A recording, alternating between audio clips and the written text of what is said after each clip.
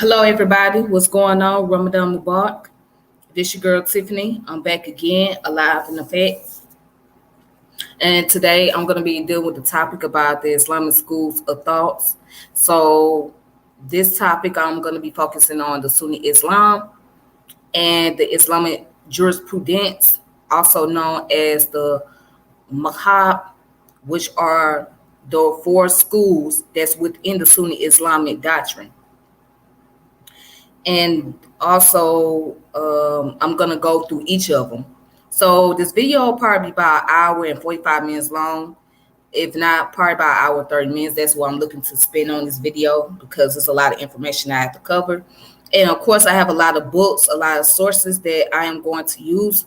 So what I'm going to do is show you guys the PDF that I'm going to use to help guide me through this.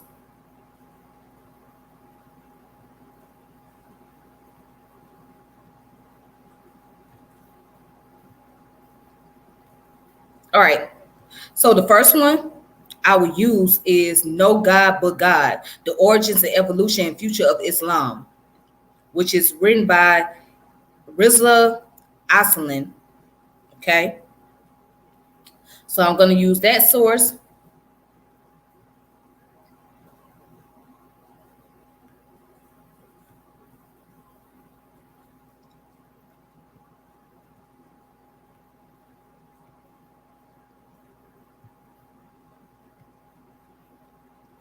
And then another source I'll be using is called The Legacy of Arab Islam in Africa, A Quest for Interreligious Dialogue, written by John Alabila Azuma. Okay.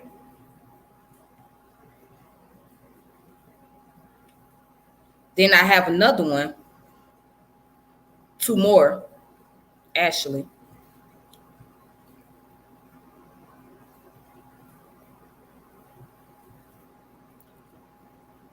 This one is called The History of Islam in Africa.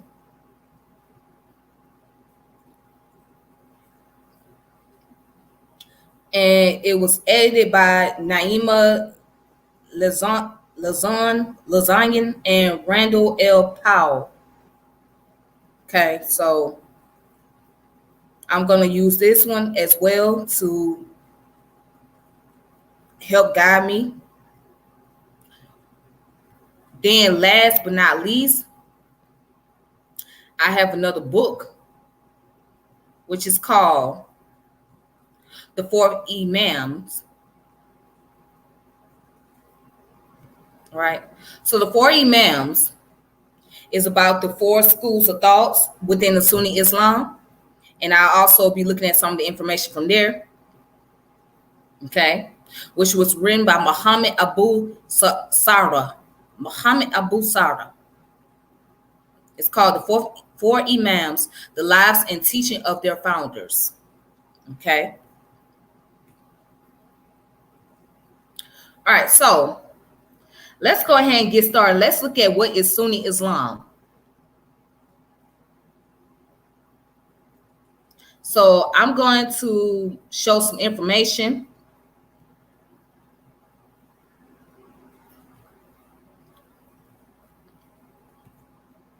Right here on the OxfordIslamicStudy.com. So it says, the Sunnis are the largest branch of the Muslim community, at least 85% of the world's 1.2 billion Muslims. The name is derived from the Sunnah, the exemplary behavior of the Prophet Muhammad, sallallahu alaihi wasallam. All Muslims are guided by the Sunnah, but Sunnis stress it as well as consensus, ijma. The name of Sunnis is al-Sunnah wa ijma, people of the Sunnah and consensus. The other branch of Islam is Shiites, or the Shia, as guided as well by the wisdom of Muhammad's descendant, but through his son-in-law Ali. All right, then goes on to say, Sunni life is guided by four schools of legal thought: Hanafi, Maliki, Shafi'i, and Hanbali, each of which strives to develop practical application of revelation and the prophet's example. Although Sunni Islam comprises a variety of theological and legal schools, attitudes, and outlook conditioned by historical setting, local, and culture, Sunnis around the world share some common points, accepting of the legitimacy of the four successors of Muhammad, Abu Bakr, Umar, Uthman, and Ali, and the belief that other Islamic sects have introduced innovation, bid'ah, departing from majority belief. Sunni Islamic institution developed out of struggles in early Islam over leadership of the Muhammad community. Political and religious positions articulated by scholars arose out of disputes over the definition of true belief, the status of those who profess Islam but commit a great sin, freedom, and determinism. Sunnis tend to reject excessive rationalism or intellectualism, focusing instead on the spirit and intent of the Quran. And it goes on to say, reform movements within Sunni Islam began to appear during the 18th century in the works of scholars seeking to revive the dynamism of Islamic thought and life in order to meet the demands of the modern world. These movements gained momentum with the imposition of European colonial control throughout the Muslim world. The 19th and 20th centuries witnessed the revival of Quranic studies as well as renewed commitment to science and education as the path to independence and development within the context of Islamic values and identity. Sunni thought of the 18th through 20th centuries has also re-examined traditional Islamic law. Many modern reformers believe that fiqh, jurisprudence, as a human interpretation of divine law should be open to reinterpretation in accordance with present circumstances and community needs. Almost all 20th century Muslim countries are debating the role of Islamic law and civil codes in modern society and the implication for constitutional law and the organization of the state. Many Islamic thinkers reject the notion that Islam requires a particular form of state and government, looking instead to Quranic principles such as shura, consultation, for guidance. Some believe that religion and state are intended to be separate entities, while others, such as the Muslim Brotherhood and Jamaat Islami, believe that an Islamic state is necessary to the development of an Islamic social order. Many thinkers have studied in the West and are open to dialogue with the West and commitment to a common struggle for the causes of humanity. They have examined the impact of European imperialism, Western neocolonialism, exploitation by socialist bloc countries, the Cold War, the displacement of Palestinians, the lack of democracy in the Muslim world, and other crisis factors. Most Muslim thinkers today stress the importance of justice, especially social justice in Islam. A universal Islamic declaration of human rights has been propounded next to that of the United Nations. Increasing attention is also being given to subjects such as women and gender, the family, religious freedom, pluralism, the status of minorities, and religious tolerance. Islam is increasingly emphasized as a total way of life, encompassing both religious and worldly issues. Human beings are seen as God's stewards on earth, and the Muslim community is intended to reflect God's will. In this view, secularism is often rejected as being antithetical to religious value. Instead, Islam is presented as perfectly suited for human society, individually and collectively. All right, so that's some information pertaining to the Sunni Islam. So now let's go into more depth about Sunni Islam according to the wiki source.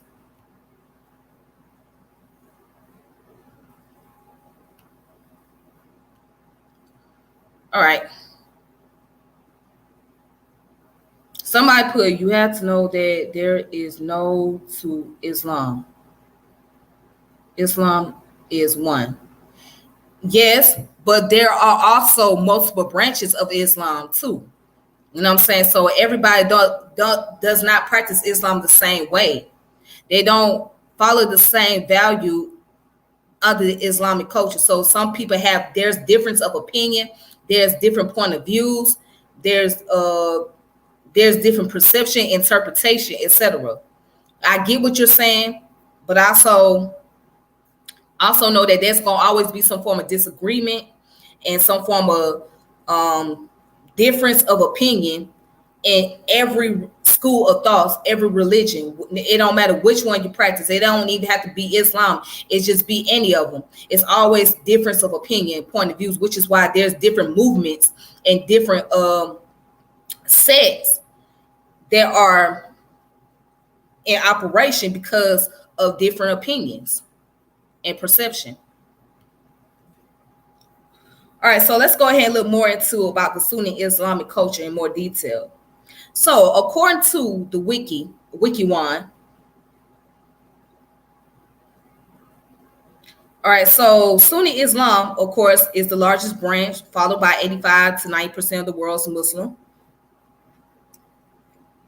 Now let's go down to where it says, according to Sunni tradition, Muhammad designated Abu Bakr as his successor, the first caliph. This contrasts with the Shia view, which holds that Muhammad announced his son-in-law and cousin Ali ibn Abi Talib as his successor. Political tensions between Sunnis and Shias continue with varying intensity throughout Islamic history and have been exacerbated in recent times by ethnic conflicts and the rise of Salafism and Wahhabism. All right. And we're going to discuss those two later. But anyways, the adherents of Sunni Islam are referred to in Arabic as as-Sunnah wa al-Jama'ah. All right. In English, its doctrine and practices are sometimes called Sunnism, while adherents are known as Sunni Muslims, Sunnis, Sunnites, Al-Lunis, Sunnah. Sunni Islam is sometimes referred as Orthodox Islam, though some scholars view this translation as inappropriate. All right, and it says the Quran, together with the Hadith, especially those collected in Kutub al-Sita, and binding juristic consensus from the basis of all traditional jurisprudence within Sunni Islam. Sharia rulings are derived from these basic sources in conjunction with analogical reasoning, consideration of public welfare, and juristic discretion, using the principle of jurisprudence developed by the traditional legal schools. In matters of creed, the Sunni tradition uphold the sixth pillar of Iman and compasses the Ash'ari and Maturidi schools of Kalam, which is theology, as well as the textualist school known as traditionalist theology. All right, so let's go ahead and let's read this first two paragraph right here. This first paragraph. It says the Arabic term Sunnah, according to which Sunnis are named, is old and rooted in pre-Islamic language. It was used for traditions which a majority of people followed. The term got greater political significance at the murder of Uthman ibn Affan. It is said Malik al-Shatar, a famous follower of Ali ibn Abi Talib, encouraged during the Battle of Siffin with the expression, Ali's enemy, Mu'alla ibn Abi Sufyan, if I'm saying his last name right, kills the Sunnah. After the battle, it was agreed that the righteous Sunnah, the unifying, not the divisive, should be consulted to resolve the conflict. The time when the term Sunnah became the short form of Sunnah for the Prophet is still unknown. During the Umayyad Caliphate, several political movements, among them the Shia and the Karajiites, who rebelled against the formation of the state, led their battles in the name of the Book of God and the Sunnah of his prophet. During the Second Civil War, the Sunnah term received an anti-Shia connotation. It is recorded by Masariq ibn al-Shaddai, who was Mufti in Kufa, that he regarded love towards the first two caliphs, Abu Bakr and Umar ibn al-Khattab, and acknowledged their priority. A disciple of Masruq, the scholar Ash-Shabi, who first sided with the Shia in Kufa during civil war, but turned away in disgust by their fanaticism, and finally decided to join the Umayyadik Caliph. Abdul Malik popularized the concept of Sunnah. It is also passed down by Ash-Shabi that he took offensive at the hatred on the Aisha bint Abi Bakr and consider it a violation of the Sunnah.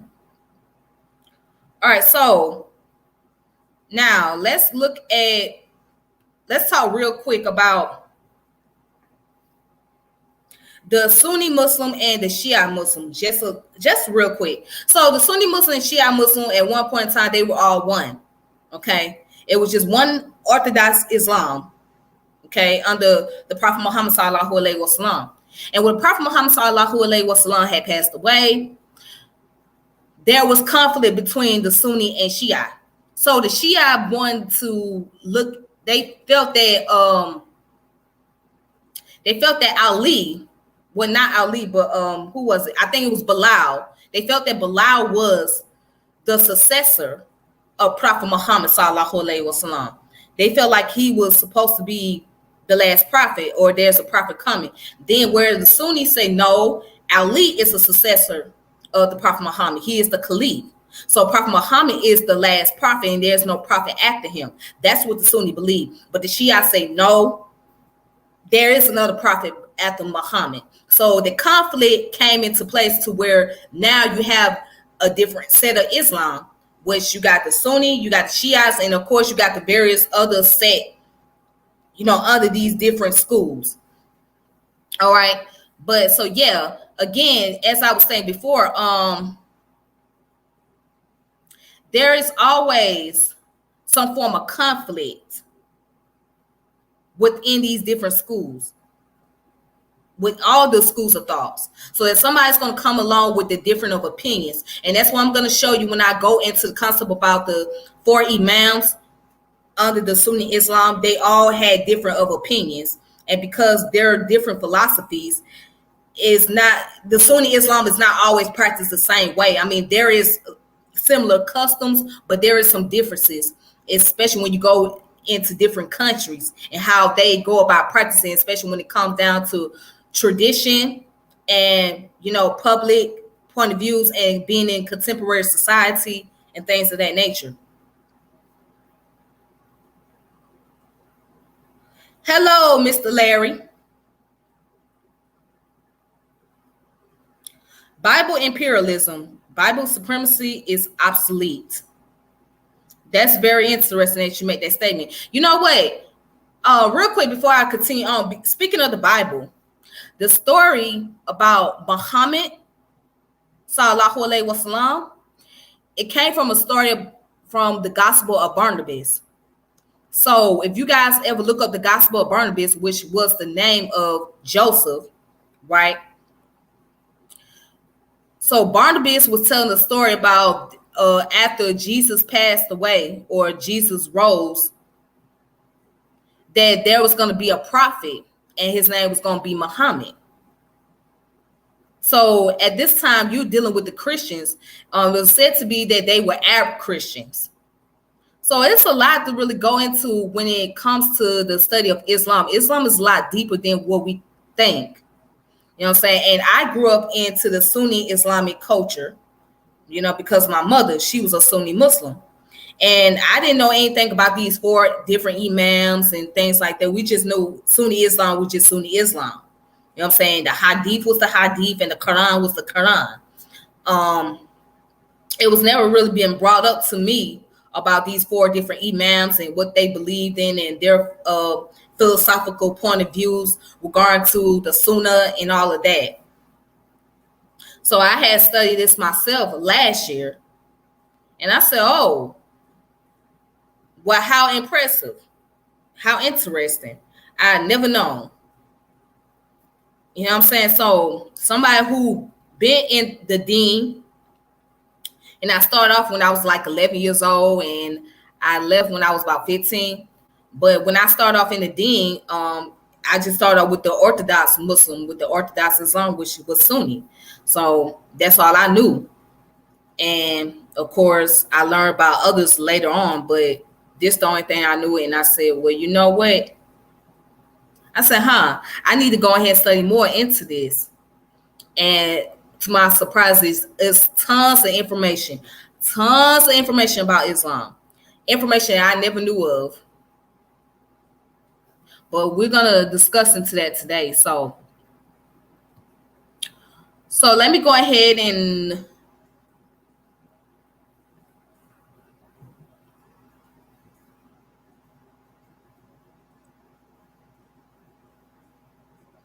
all right, let me read a little bit further into the history. Okay. So it says the transition of caliphate into dynastic monarchy of Banu Umayyah. The seeds of metamorphosis of caliphate into kingship were sown as the second caliph Umar had feared as early as the regiment of the third caliph Uthman, who appointed many of his kinsmen from his clan Banu Umayyah, including Marwan and Walid bin Uqba, on important government position, becoming the main cause of turmoil resulting in his murder and the ensuing infighting during Ali's time and rebellion by Muawiyah, another Uthman's kinsman. This ultimately resulted in the establishment of firm dynastic rule of Banu Umayyah after Husayn, the younger son of Ali from Fatima, was killed at the Battle of Karbala. The rise to power of Banu Umayyah, the Meccan tribe of elites who had vehemently opposed Muhammad under the leadership of Abu Sufyan, Muawiyah's father, right up to the conquest of Mecca by Muhammad as his successors, with the ascension of Uthman to caliphate, replaced the egalitarian society formed as a result of Muhammad's revolution to a society stratified between haves and have-nots as a result of nepotism, and in words of al-Habri, through the use of religious charity revenue to subsidize family interests, which Uthman justified as al-Salah. All right. So now let's go down to Sunni Islam in the contemporary era. Okay. All right, so Sunni Islam in the contemporary era. The fall at the end of World War I of the Ottoman Empire, the biggest Sunni empire for 6 centuries, brought the caliphate to an end. This resulted in Sunni protests in far-off places, including the Caliphate movement in India, which was later on, upon gaining independence from Britain, divided into Sunni dominant Pakistani and secular India. Pakistan, the most populous Sunni state at its birth, however, later got partitioned into Pakistan and Bangladesh. The demise of Ottoman Caliphate also resulted in the emergence of Saudi Arabia, a dynastic absolute monarchy with the support of British and Muhammad ibn Abdul Wahhab, the founder of Wahhabism. This was followed by a considerable considerable rise in Wahhabism, Salafism, and Jihadism under the influence of preaching of Ibn Taymiyyah, a self-proclaimed advocate of the tradition of Ahmad ibn Hanbal. The expendices of Cold War resulted in encouragement of Afghan refugees in Pakistan to be radicalized, trained, and armed to fight the communist regime backed by USSR, which was the Soviet Union, which we know today is Russia. Forces in Afghanistan give birth to Taliban. The Taliban wrestled power from the communists in Afghanistan and formed a government under the leadership of Muhammad Omar, who was addressed as Emir of the Faithful and honorific way of addressing the Caliph. The Taliban regime was recognized by Pakistan and Saudi Arabia till after 9/11, perpetrated by Osama bin Laden, a Saudi national by birth and harbored by the Taliban, took place, resulting in a war on terror launched against the Taliban. All right. So again, even in the contemporary times, there was always conflicts about Islam. And because of the radical extremist group who wanted to take control and created some form of monarch and some form of, having some form of their system. So people today think that every Muslim is very radical because of a certain group of Muslims out there that misuse the Quran or the Hadith as a way of gaining control. And it's not the case. You know what I'm saying? It's not the case. It's not right. So everybody, just because someone practices a form of religion does not mean that they all have the same psychology. There's different reasons why. So when people have to understand religion is just the blueprint, you have to look at the psychology of the individual, what their intent is. Okay. So it's just a blueprint.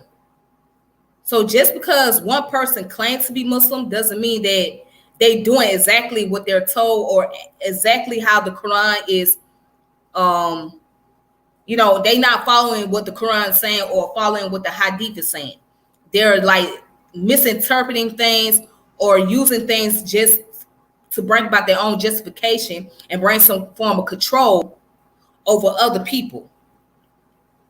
All right. And then there's those who do it for their own individual purpose because they find healing and process and they are trying to liberate themselves. All right. Now let's go into the jurisprudence. Okay.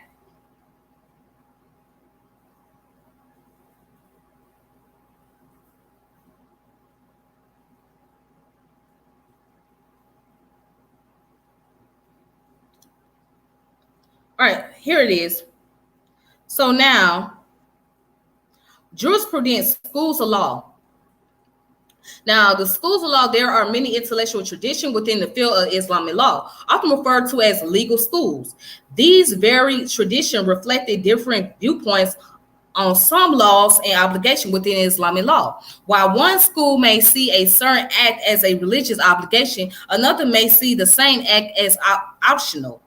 These schools aren't regarded as set, rather they represent different viewpoints on issues that are not considered the core of Islamic belief. Historians have issues that are, historians have differed regarding the exact delineation of the schools based on the underlying principles they follow. All right. So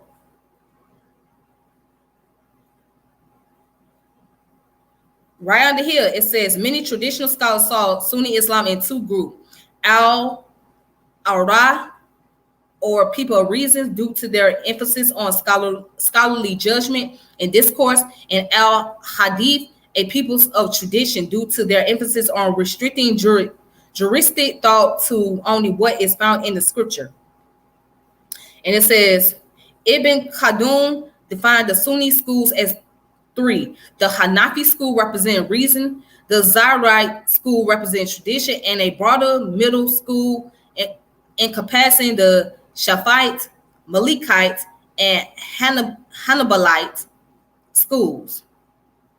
During the Middle Ages, the Maluk Sultanate in Egypt delineated the acceptable Sunni schools as only Hanifa, Maliki, and Sharifi and Hanbali, excluding the Zahiri school. The Ottoman Empire later reaffirmed the official status of four schools as a reaction to Shiite character of their ideological and political archival.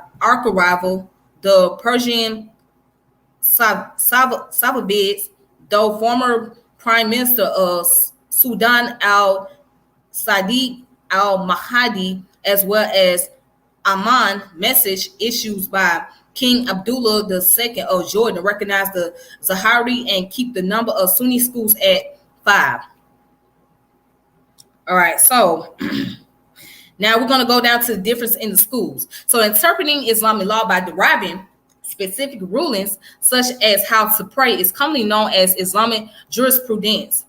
The schools of law all have their own particular tradition in interpreting this jurisprudence, as these schools represent clearly spelled out methodologies for interpreting Islamic law. There has been little change in the methodology with regard to each school, while conflict between the schools was often violated, were often violent in the past. The four Sunni schools recognize each other's validity, and they have interacted in legal debate over the centuries. All right, so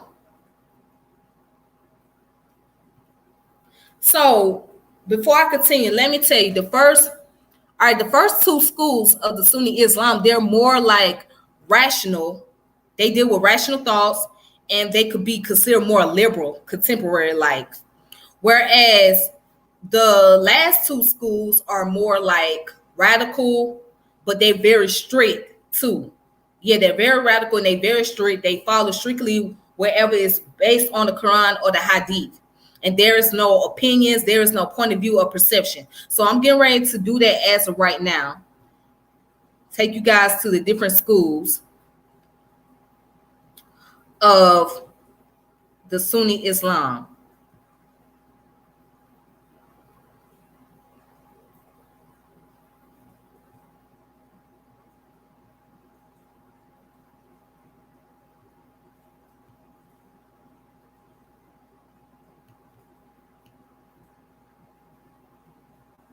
You're welcome, Larry.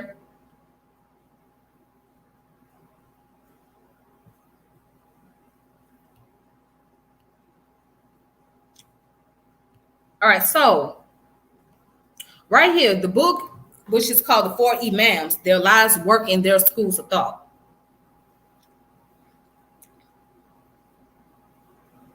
So as you can see, this is the table of contents.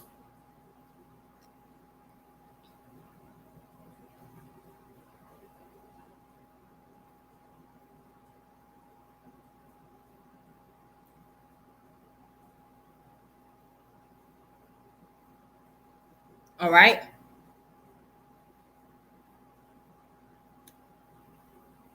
As you can see,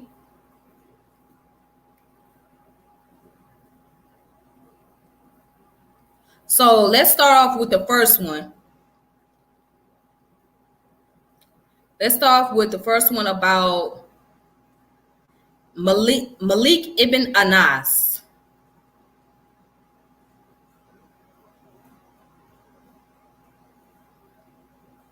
All right, so the life of Malik ibn Anas.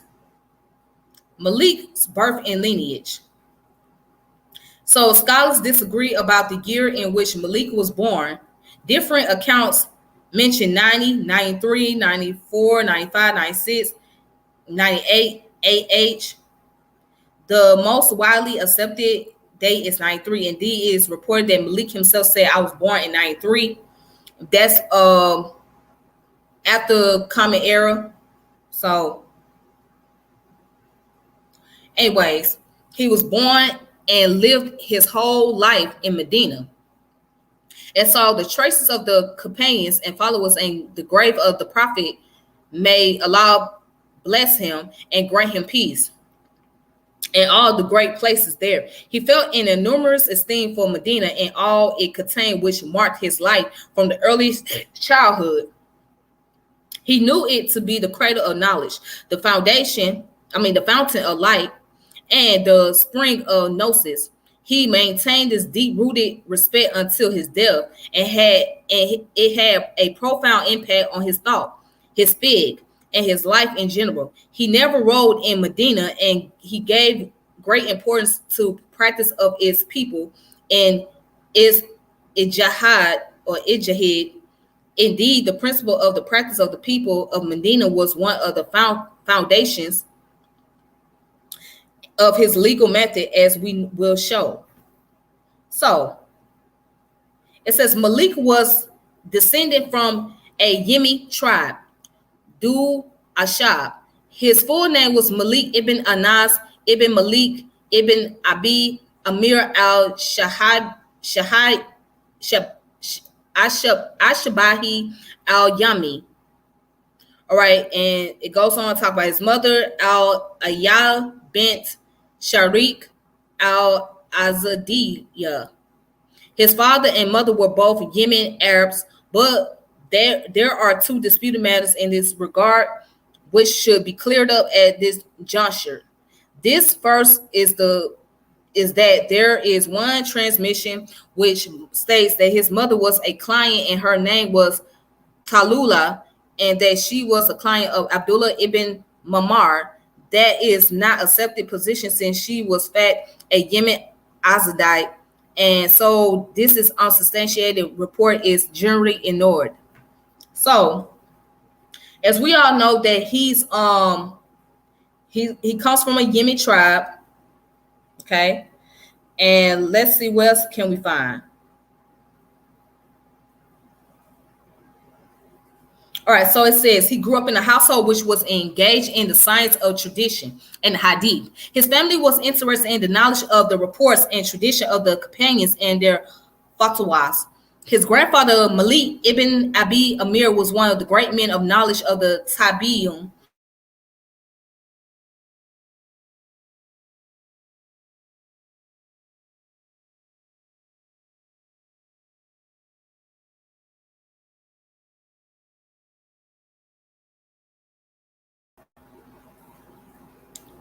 Sorry about that, you guys. So let me go back to what I was reading. You guys can see the screen. Okay, there we go. All right.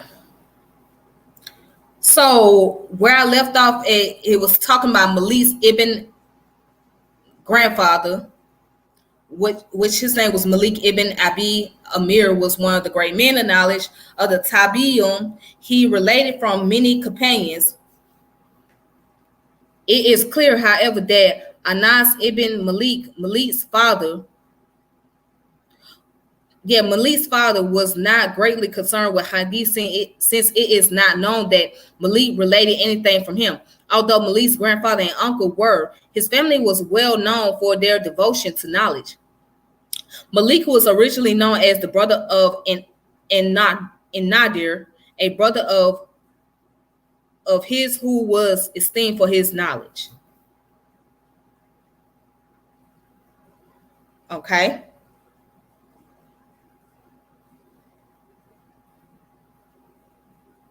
So let's go ahead and let's continue to scroll down.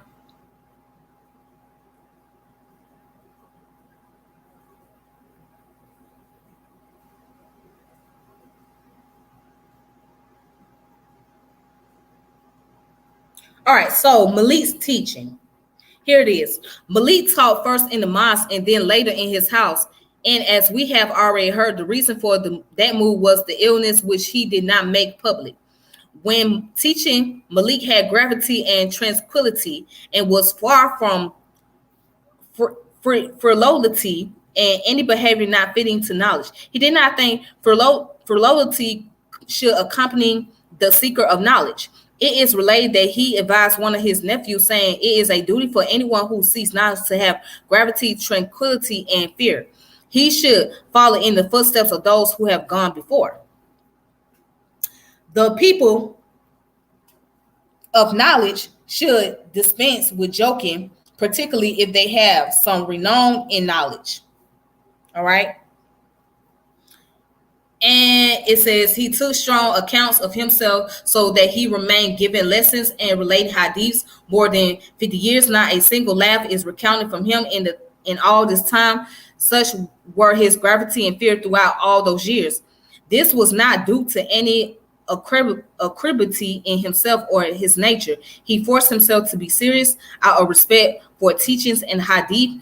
One of his students said, when Malik was with us, it was as if he were one of us. He was cheerful with us in conversation, and we had the greatest humility towards him.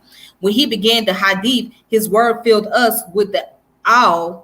It was as if he did not recognize us and we did not recognize him. All right, so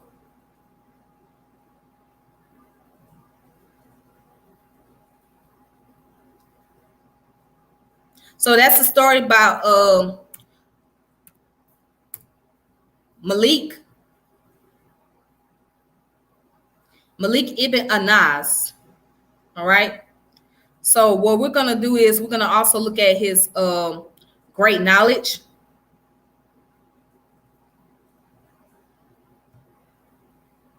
All right, so it says Malik's great knowledge.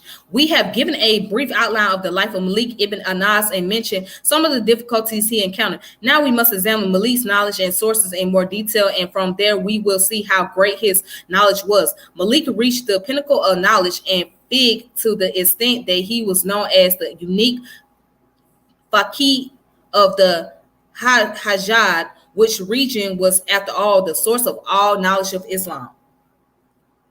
It says his knowledge covered both hadith and fiqh, and he was an imam of hadith transmitter. He is considered the first recorder of the science of hadith, and his book Al-Muwatta was the first sound collection of hadith. Malik was a prospective faqih, and his fiqh was devoted to clarifying the pure and ensuring people's best interests. Thus, he takes account of both the spiritual and worldly, using the criterion of the Masali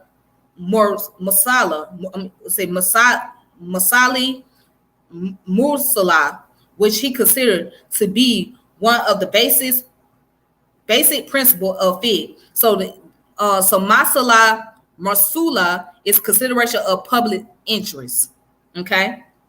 He was praised by all the scholars of his time, the fuqaha of opinion, as well as the scholars of hadith. His contemporary Sufyan ibn Uyana said, "May Allah have mercy on Malik. He was exceedingly careful in the way he selected narrators."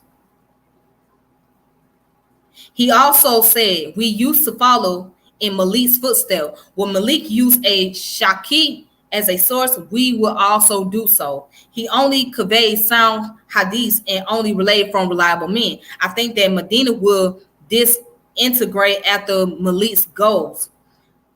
So Ash Shafi said, when a tradition comes to you from Malik, hold on to it tightly. When a tradition comes to you from him, know that Malik is the star. When scholars are mentioned, know that Malik is the star. No one reached the level that Malik did in knowledge through his memory, his proficiency, and his scrupulousness. Whoever wants sound hadith must have Malik.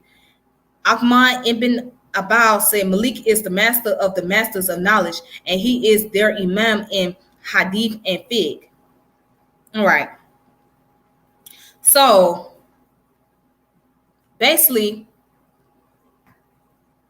Malik was more of contemporary. He was very more lenient.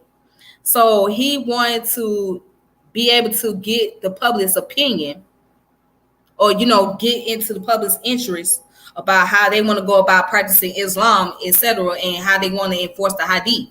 So he wasn't one to say that everything got to be strictly, or the country has to be based on theocracy, and it has to be strictly based on the Quran and the Hadith.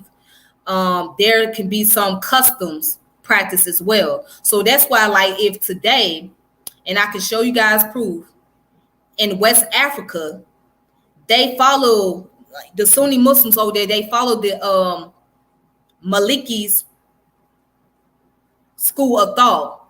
They follow his school of thought. So that's why you have a combination of the those who are Sunni Muslim and the Sufi Muslim being able to coexist with each other. So I'm gonna show that information.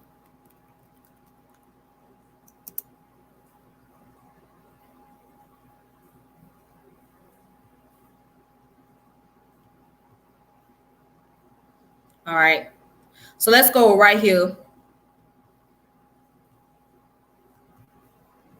You guys can see my screen.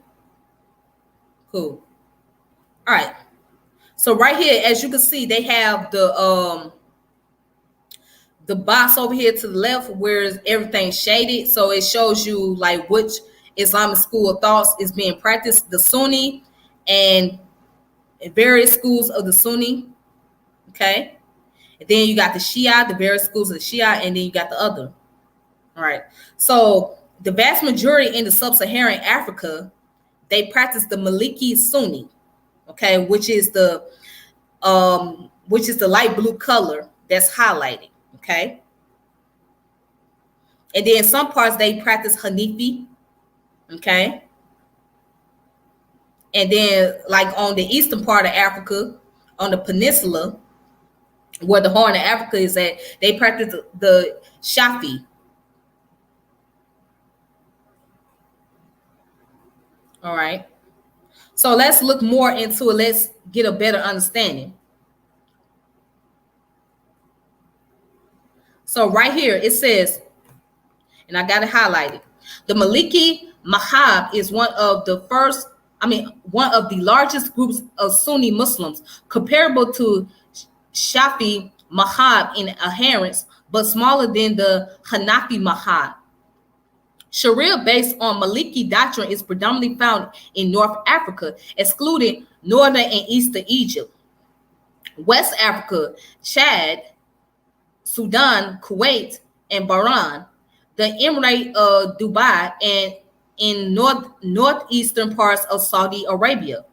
In the medieval area, the Maliki school was also found in parts of Europe under Islamic rule, particularly Islamic Spain and the Emirates of Sicily. A major historical center of Maliki teaching from the 9th to 11th centuries was in the Mosque of Uqba of Tanzania.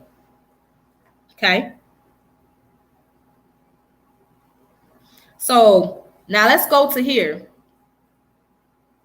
And it says that Malik who was the teacher of Imam Ash-Shafi, who in turn was a teacher of Imam Ahmad ibn Hanbal, was a student of Imam Jafir al-Shadi.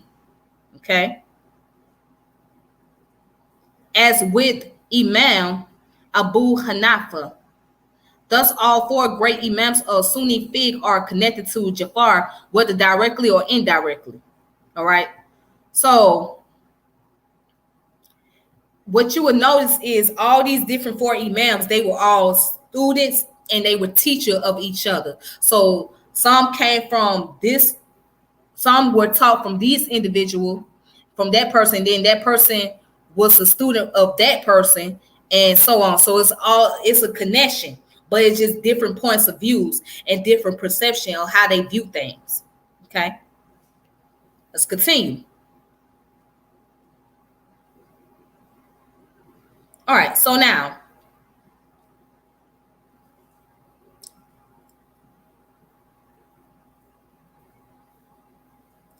right here it says the Malikis enjoyed considerably more success in Africa and for a while in Spain and Sicily.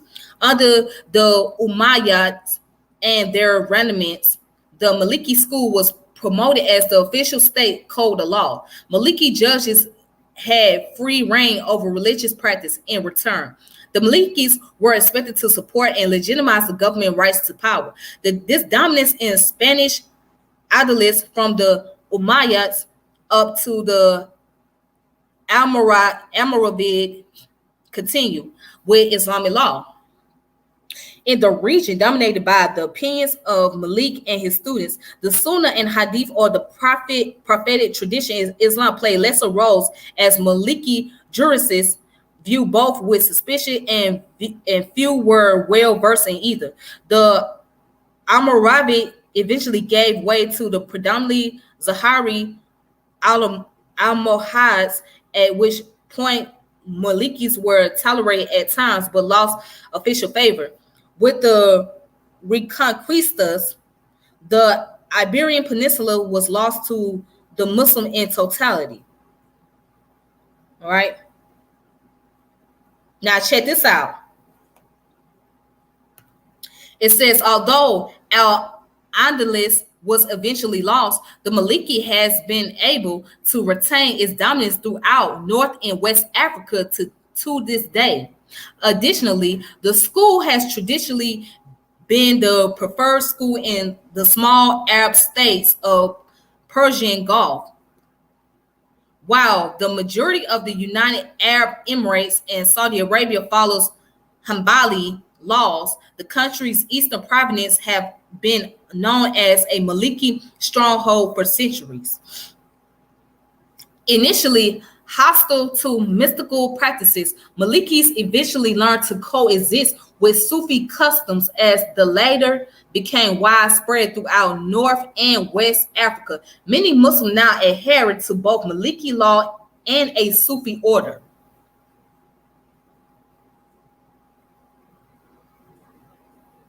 So as you can see, the Maliki people, those who practice the Maliki school of thought under Sunni Islam, they learn how to coexist with those who were Sufi Muslims, or who practice a Sufi order. At one point in time, they couldn't get along, but now they learn how to live amongst each other. And this is in West Africa. All right. So again, the Maliki school is more like they based off of opinions and the teachings, and also is more like a leverage to allow not only the Islamic practice but also the customs, like traditional customs, to be a part of that as well. All right. So they more like rational thoughts, and they're not as strict. They're a little bit more lenient, supposedly. Now let's look at the other school, 3 other schools of thoughts.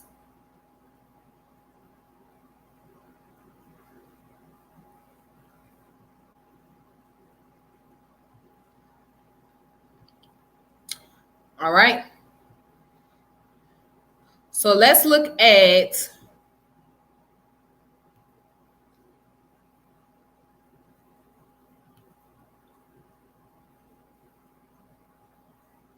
all right, so let's look at the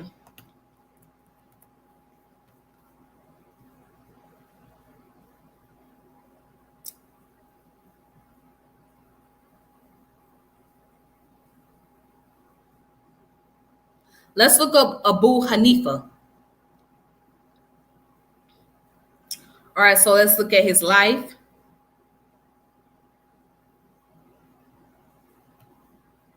So, according to most sources, Abu Hanifa was born in Kufa in 80 AH, or after Common Era, during the Common Era time.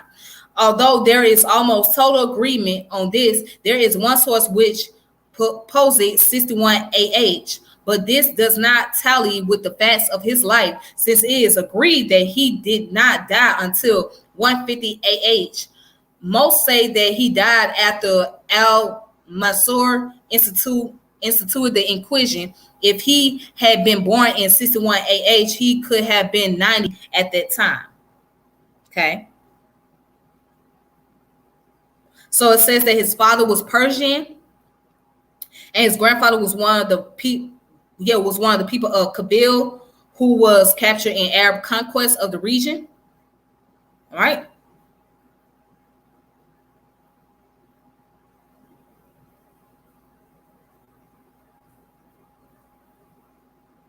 All right, so his upbringing, he grew up in Kufa and was educated there and lived most of his life as a student, debater, and teacher. The sources in our possession do not mention his father's life or what his occupation and circumstances were, but certain things about his circumstances can be deduced. He must have been wealthy, a merchant, and a good Muslim. In most books which recount the biography of Abu Hanifa, it states that his father met Ali ibn Abi Talib as a child and that his grandfather gave Ali some Fallujah on the day of Nawuz. This indicates that his family were wealthy since they were able to give the caliph sweets which only the wealthy ate. All right.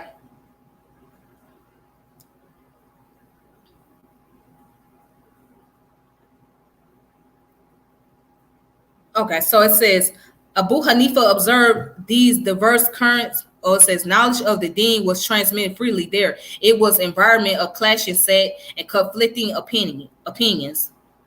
Abu Hanifa observed these diverse currents, and his intellect was sharpened and seized these differing views. It appears that while still in his youth, he debated and argued with people from various sects. This revealed his upright natural disposition. He concentrated, however, on commerce, going mainly to markets and rarely to scholars. This remained the state of things until one day a scholar noticed his intelligence and cleverness and thought that he should not devote himself entirely to trade. He told him to frequent the scholars as he did the markets. All right.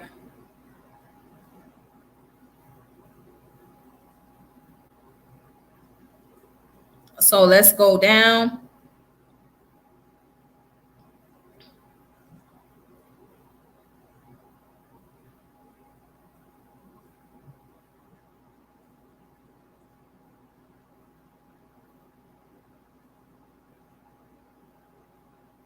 It says his position in respect of revolutionary movements of his time. We now turn to something which had a strong effect on the course of Abu Hanifa's life, his position in respect to the revolutionary movements of his time, the extent of their effect on him, what assistance he gave to instigators, and what was his relationship with those in authority. It is vital to assert these matters since the trial which ended his life was connected to them to the extent that one could say it was a case of direct cause and effect. What took place was connected to something which had happened in his youth.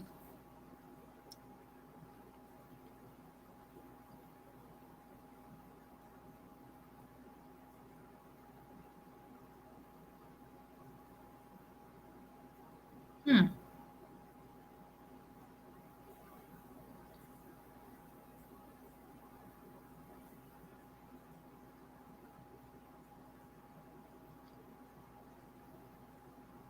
All right, so all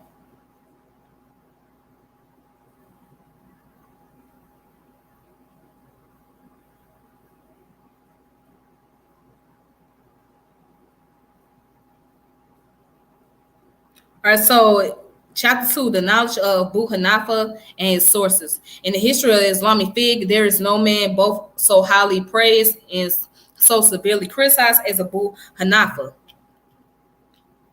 May Allah be pleased with him. This dichotomy occurred because he was an independent faqih who had an independent method of thought as a result of deep study. Such a person must have admirers and detractors. Most of those who criticized him were incapable of following the course of his thinking or of understanding his perception.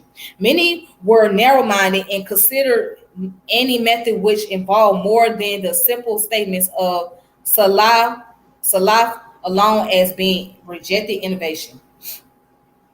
Some of his critics were very ignorant and knew nothing of his fear of Allah, integrity, great intellect, and knowledge, and were unaware of his high position with the common and elite alike. It was almost within his own lifetime that lies were forged about him and that possess continue a pace around after his death. On the other hand, there were also those who went to assess in his praise.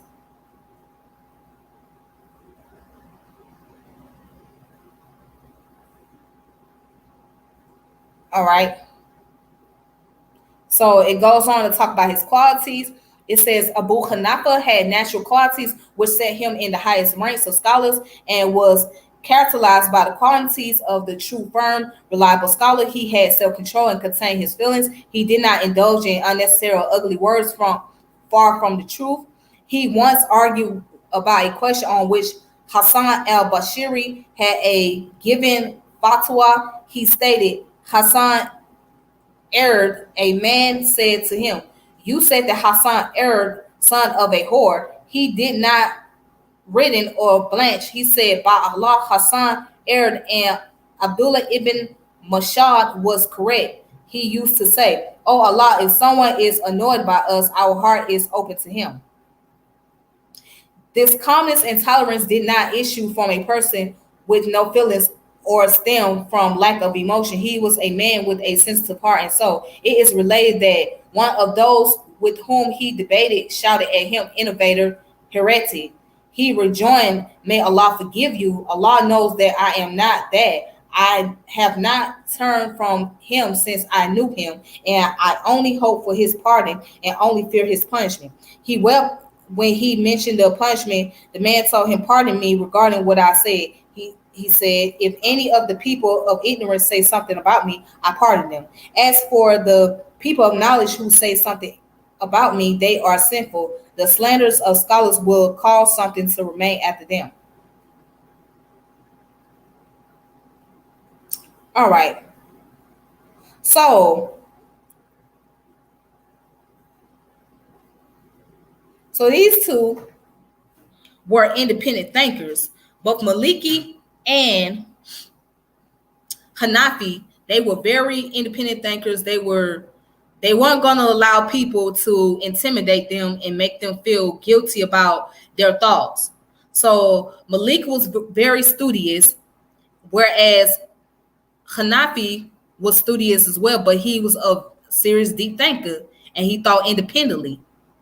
So both of them had their own views, and both of them were a little bit more contemporary. So let's look into the information and go into more detail about the Hanifi.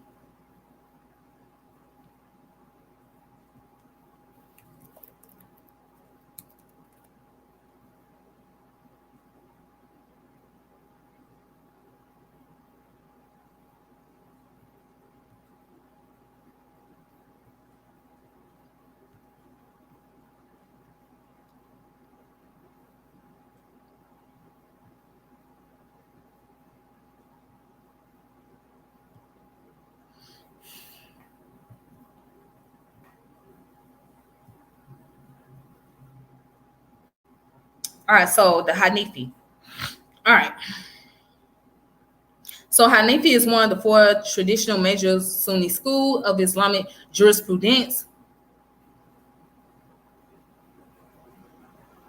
All right, and it says the Hanifi school is the Mahab with the largest number of adherents, followed by approximately 1/3 of Muslims worldwide.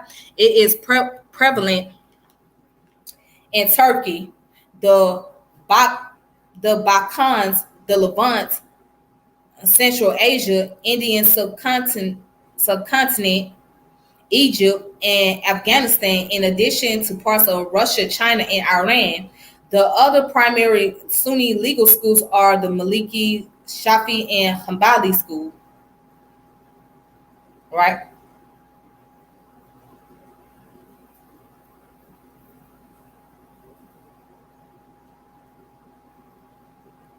So let's go ahead and let's look down.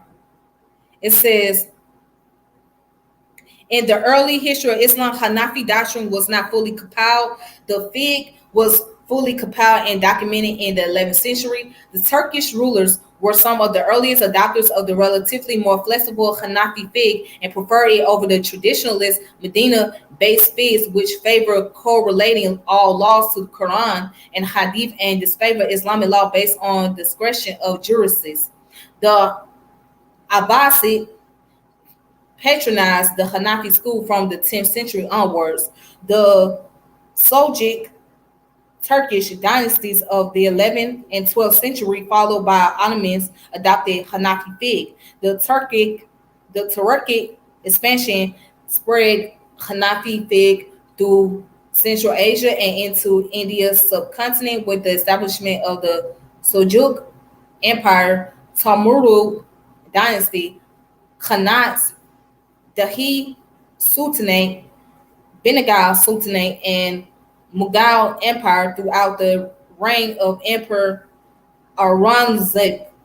The Hanafi-based fatwa in Amagiri served as the legal, traditional, and political and financial code of most of South Asia.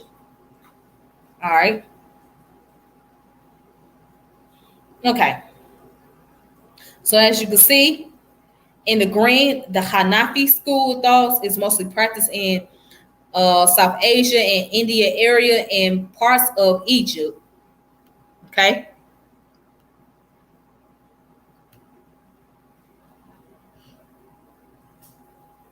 All right, so let's go ahead and let's look at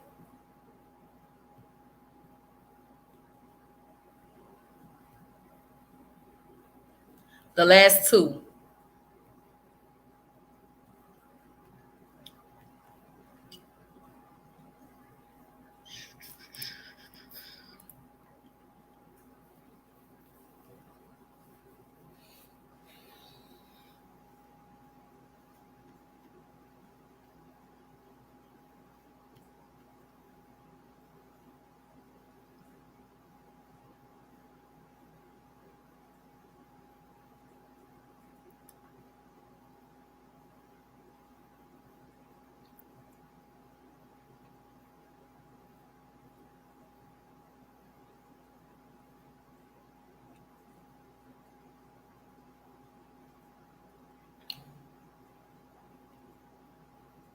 All right, so let's look at Imam Shafi'i, his quest for knowledge.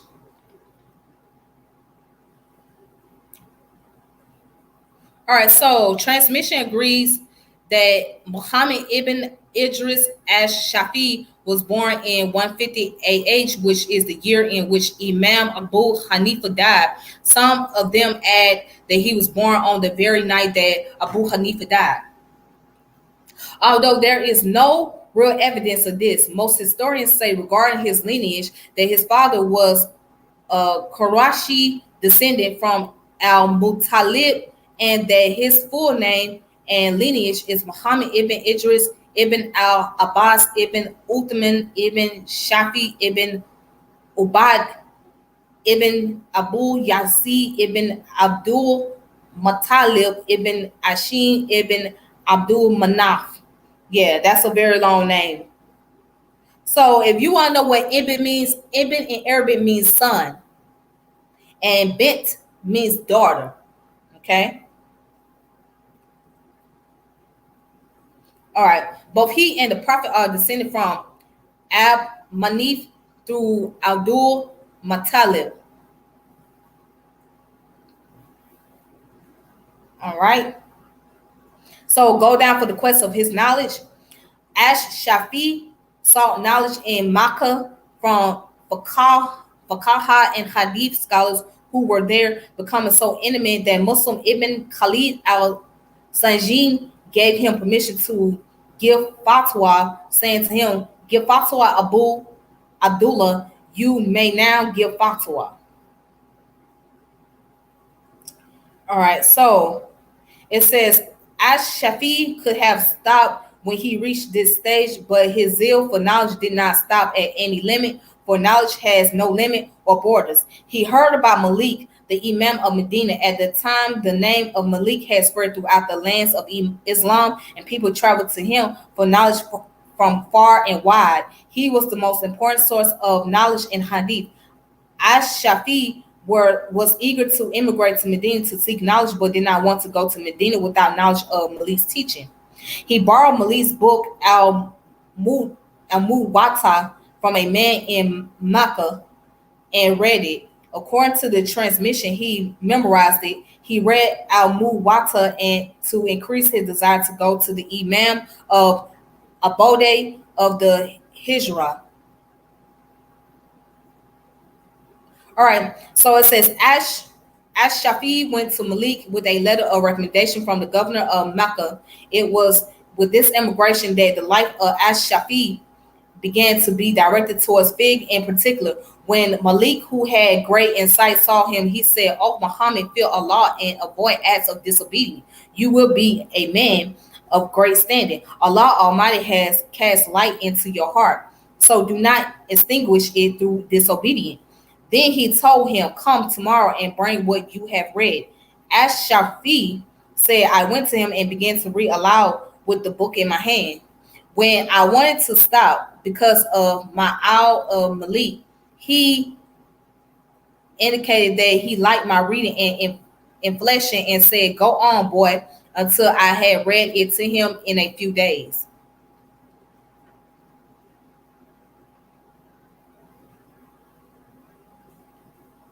All right.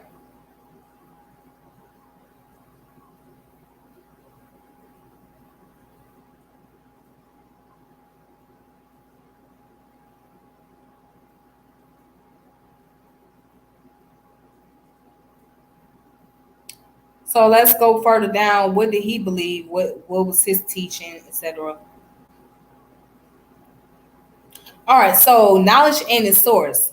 So in examining his life story, we have already observed that Ash Shafi's stages of development in his journey and discussed their relevance to his life. But the sources of Al Shafi knowledge should be isolated and studied independently. Some of the events which happened to him were integral to the development of his fig, and this fig is the core of the subjects we are studying. His Shaki's readers and the students who studied with him all agreed that he was a peerless paragon among the scholars of his time, and this testimony has been confirmed by history. His teacher Malik praised him at time when he was not yet fully developed and before he reached his prime. After reading the treatise on the basic principle which Ash-Shafi wrote at his request, Abdul Rahman ibn Mahdi said, "These are the words of a young man of great understanding. Muhammad ibn Abdul Hakam was one of Ash-Shafi's students in Egypt. He said, if it had not been for Ash-Shafi, I would have not recognized how to reply to anyone. Through him, I know what I know. He is the one who taught me analogy. May Allah have mercy on him. He knew Sunnah and tradition. He had excellent character and eloquence and sound, firm intelligence."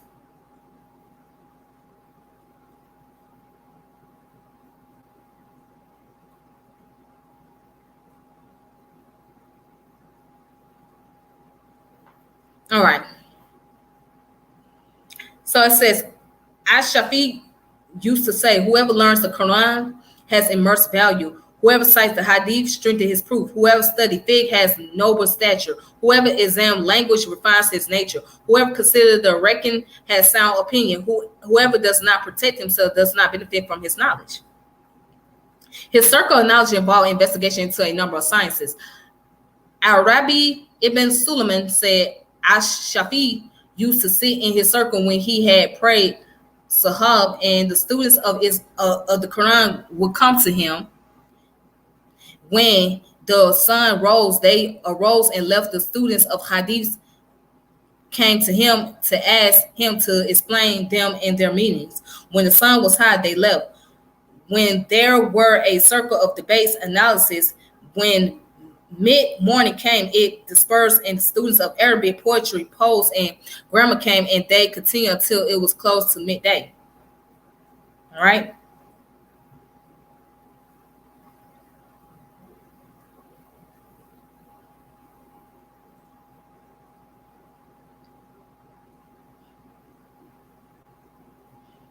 And let's see what else can we find.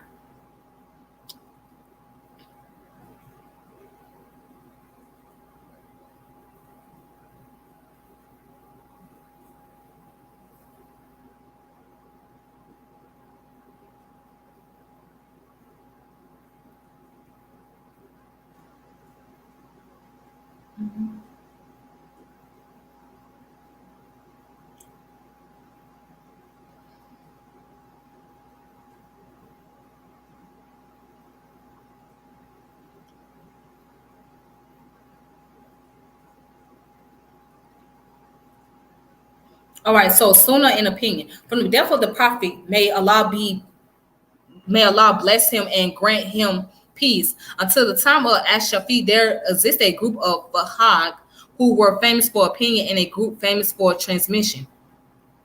Among their companions, some were famous for opinion and some for hadith and transmission. It was the same with the Tabi'un and the generation after them. Then the Mujahid Imams Abu Hanifa, Malik, and the Fahad of the cities. Some were famous for opinion and some for hadith. Will we will now briefly explain this.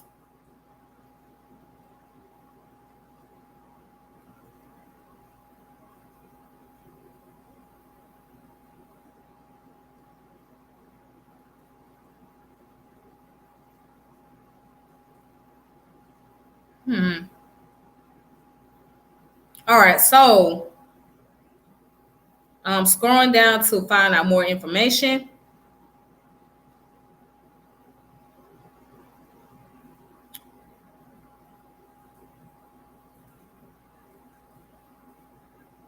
All right, so right here it says the time of Ash-Shafi, may Allah be pleased with him, was one in which various ancient civilizations came into contact with one another. The civilization of India, Persia, and Greece all met in one region under the auspices of the new deen of Islam, and a fuse occurred between those civilizations of different origins. The different strains came together in that one generation without confusion or conflict, except in the case of a few people who did not feel at home and were able to assimilate into that new situation. They wanted to unsettle and destroy it.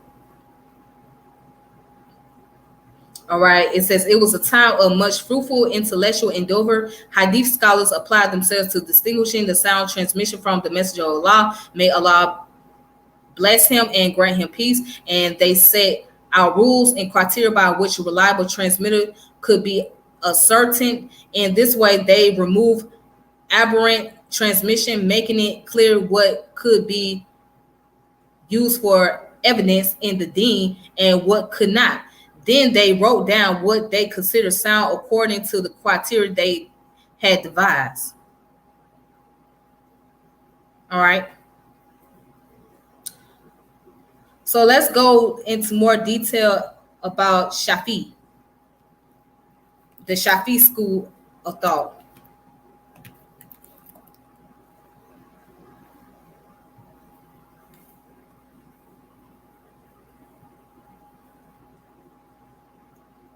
Oh, hey, Mr. Ngozi. What's up? What's going on? What's going on? What's going on? Hey, Ngozi. Thank you for coming through. If you want to come in, just let me know and I will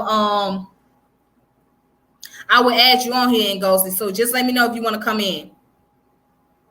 All right, because we had this discussion last night about these different schools of thought. So if you want to come in, you're more than welcome to do so. Just let me know. Okay. Okay. Okay. Okay.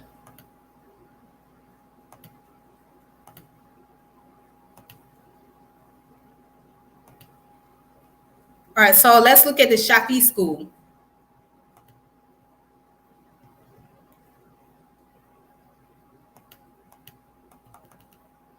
I don't know what's going on.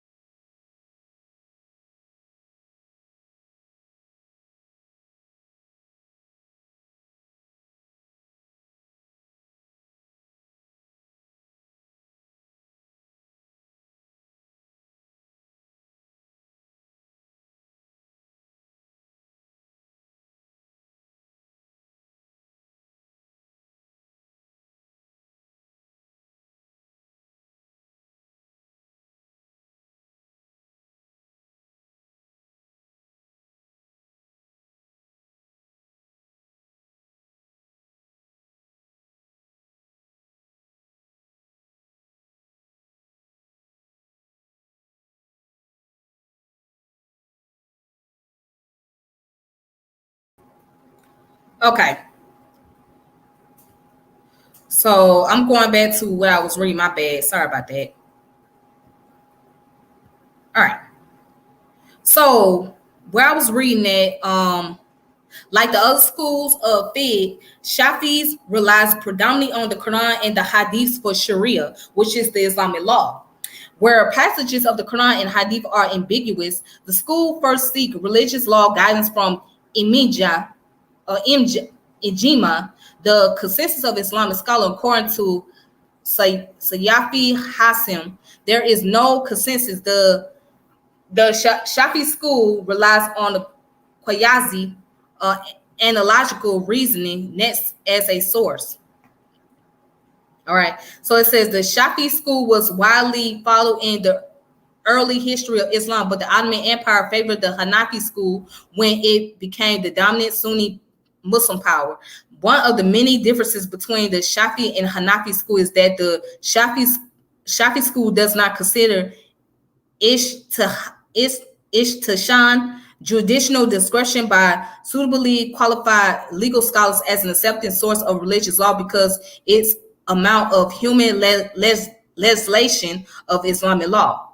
So the Shafi school is now predominantly found in Somalia, Eritrea, Ethiopia, the Djibouti, Eastern Egypt, the Swahili Coast, Hijaz, Yemen, Kurdish regions of the Middle East, the Ganjan, Chechen, and Ishkas regions of the Caucasus, Indonesia, Malaysia, Sri Lanka, Maldives, Kerala, and going all the way down to India, Singapore, Myanmar, Thailand, Brunei, and the Philippines. All right. Okay. So, as you can see, going down to the very bottom, it says, with the establishment of the expansion of the Ottoman Empire in the West Asia, Turkic Sultanates in Central and South Asia, Safi school was replaced with Hanafi school in part because the Hanafites allowed jurisdiction preference that allowed the rulers flexibility in interpreting the religious laws to their administrative preference. The Sultanates, along with the Lateral regions of the Horn of Africa and the Arabian Peninsula, adhered to the Shafi school and were the primary drivers of the maritime military expansion into many Asian and East African coastal regions of the Indian Ocean, particularly from the 12th throughout the 18th century. In the late 19th century, knowledge of Shafi sciences was spread by a network of seagoing Sharif merchants. All right. So that's information about the Shafi schools. As you can see, they base more on the Quranic concept and the Hadith. And if it's difficult to understand the Hadith or the Quran, then they go to a scholar that knows the Hadith and the Quran versus just dealing with individuals who just have their own personal opinion. So, all right, let's go to the last one.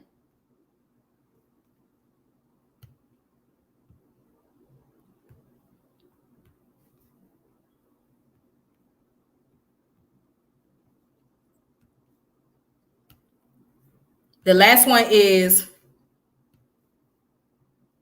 the Hanbali.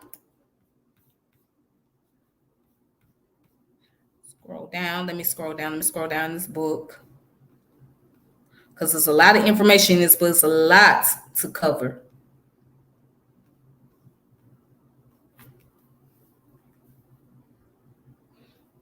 Okay. Ahmad ibn Hanbali. So let's look up at his birth and lineage. So it said that Ahmad was born Rabin al-Awahi, according to his son Salih and Abdullah. There is no disagreement about the date of his birth, as there is about those of Abu Hanafi and Imam Malik. The date of his death also known. Sources agree that he died on the 12th of Rabi al-Awwal, 241 AH. All right. So it says it was in Baghdad too that Akman was born. His mother was pregnant when she arrived from Mar, where his father had been stationed. It is also said that she gave birth to him in Mar, but the second version is that he was born in Baghdad. He was a Shabani Arab on both his mother's and father's side. He was not Persian or non-Arab, but of pure Arab descent. Okay. So Shaban was a clan of an Arab tribe known for its pride, and Zitori al-Mutana ibn Haritha, who led the Muslim armies against Persia in the time of Abu Bakr, was a Shabani. The tribe was renowned for zeal and steadfastness, excuse me. Their dwelling were at Basra and in the surrounding desert. In Jahiliyyah times, they had been located elsewhere in Iraq, but Umar ibn al-Khattab built Basra as a settlement for the Arabs who needed the desert air. Shaban settled there. That was where Ahmad's family settled. His grandfather Abu Malik ibn Sada was one of their noble men. All right, so let's go ahead and let's go down. Let's look at his education. So he grew up in Baghdad and received his preliminary education there. He used to mix all sorts of peoples of different backgrounds and all types of backgrounds and sciences. There were reciters, hadith scholars, Sufis, linguists, philosophers, and doctors. Baghdad was the capital of the Muslim world and contained what every capital city contains: many school, cultural activities, educational resources, and varied forms of knowledge. Ahmad's family had chosen for him from his youth that he would be a man of the deen, and he devoted himself to it, studying all those subjects which were preparation for it: Arabic language, Quran, Hadith, tradition of companions and followers, the life of Prophet, and the fiqh of the deen. This education, coupled with his innate capacity, bore great fruit. He memorized the Quran at an early age. From his earliest childhood, showed himself to be trustworthy, God-fearing qualities which remained with him throughout his life. All right. So let's see, what else can we find?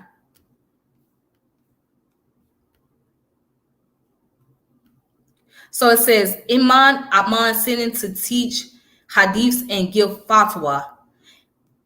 Ahmad learned hadiths from those who knew them by listening to them, writing down what he heard and memorizing it, visiting all possible locations where he might learn more of them. He regretted not meeting those great scholars who came before him, but Allah compensated him for this. He used to say, I miss Malik, and so Allah gave me Sufyan ibn Ayana in his stead. I miss Haman ibn Yasid, and Allah gave me Ismaili ibn Yulada instead. He sought out hadith from all possible sources and learned the various areas of knowledge connected to the deen. All right. And it says, finally, he said to pass on his knowledge. Ibn al-Jawazi said, Ahmad did not set himself up to transmit hadiths and give fatwa until he was 40 years old. It is reported that some people came to seek hadiths from him in 203, but he refused to relate to them. Then he went to Abdur Razak ibn Himan in Yemen and returned to Baghdad. Not until 204 was Ahmad found giving hadith and people sitting with him. Until then, he did not allow himself to hold assemblies. Why was that? Other fatwa had gatherings before that age. Malik, for instance, sat for teaching and fatwa before that. The reason was that Ahmad did not consider his knowledge of hadith exhaustive, and also because some of his sheikhs were still alive. One of his contemporaries mentioned that Ahmad was asked to dictate a hadith which he had learned from Abdul Razak, but refused because Abdul Razak was still alive.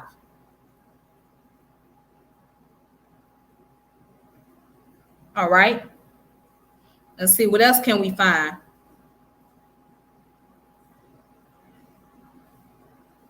So there's a lot of information here.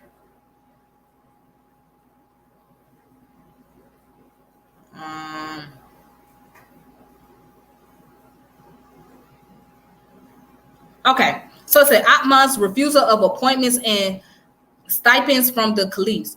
You have seen how Atman refused to accept gifts and how scrupulous he was about his deen. He only took good and lawful money about which there was no doubt.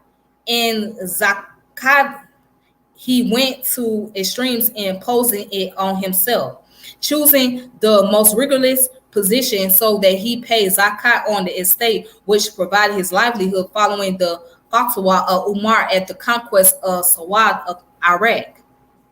Such were Atman's abstinence and spending were where the people of knowledge and hadith were concerned. He behaved in the same way where the money of the caliphs was involved, it being wealth collected from the zakat of the people. One of the duties imposed on them is to spend it for the public benefit, and there is no doubt that assisting scholars is one of the ways in which it can be lawfully spent. Had he taken it, he would not have been taken from the property of the caliphs, but from the wealth of the community.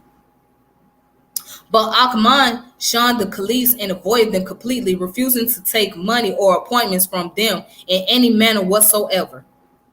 All right, so it sounds like Akhman was a radical scholar. It sounds like he was very radical and very arrogant. So let's look up more information. But before I go there, if you guys want to read this book for yourself, look up the four imams, their lives, works, and their schools of thoughts. Abdul Muhammad Abu Sharah. You can look it up once again. I'm put this source up for you guys to check it out for yourselves. Okay. All right. All right. So let's look up Hanabi. Hanbali, excuse me. That's his name, Hanbali.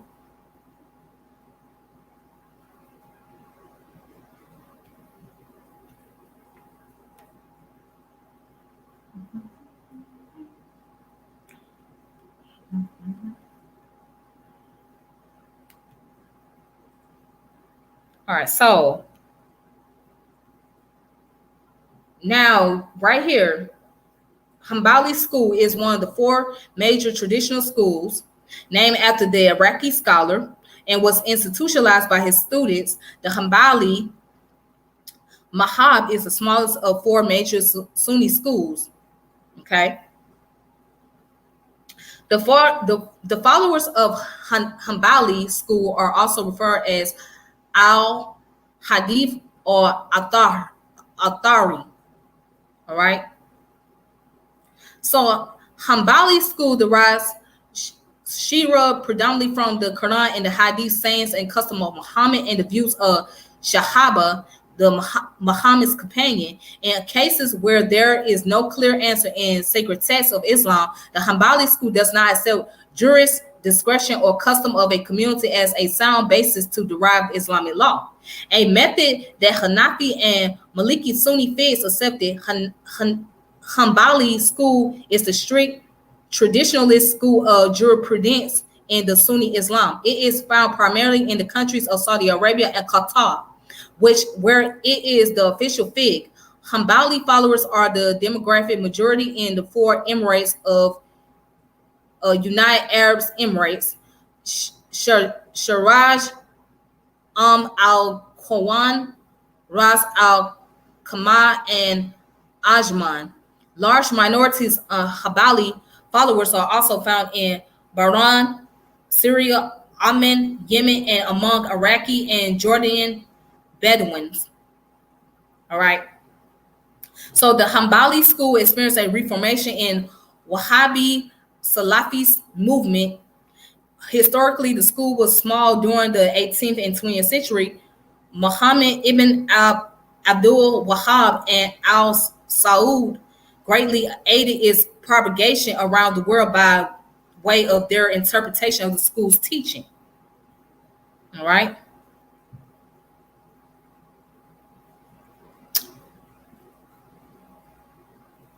Now let's go down. It says sources of law. Like all other schools of Sunni Islam, the Hanbali school holds that two primary sources of Islamic law are the Quran and the Sunnah found in the Hadiths, compilation of saying, actions, and customs of Muhammad. Where these texts did not provide guidance, Imam Hanbal recommended guidance from established consensus of Muhammad's companion.